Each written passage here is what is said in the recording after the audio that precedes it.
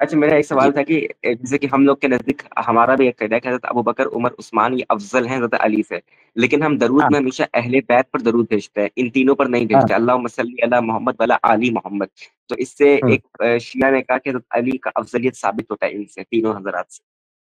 علی یعنی علی افضل ہوتے ہیں، تو ہاں تو علی کی اولاد بھی، تو علی کی اولاد بھی تو اہل بیت ہے ہاں، تو وہ بھی کہ نہیں؟ افضل ہے نا شیعوں کے نزدیک. ہاں جی وہ بھی تو نہیں وہ شیعوں بولتے کے ہیں، لیے وہ علی بولتے ہیں. کی، علی کی اولاد بھی افضل ہیں، ان کی اولاد بھی افضل ہیں، تو پھر اہل بیت میں افضل یعنی اہل بیت میں سب کے سب ایک ہی درجے کے ہیں، اہل بیت میں کوئی مطلب تفاوت نہیں ہے، جی ہے.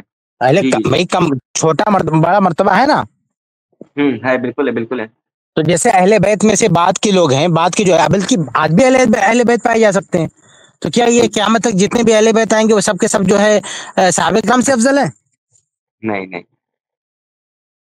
تو خود نہیں مانتے نا اہل بیت کو، سارے اہل بیت کو افضل خود نہیں مانتے یہ لوگ.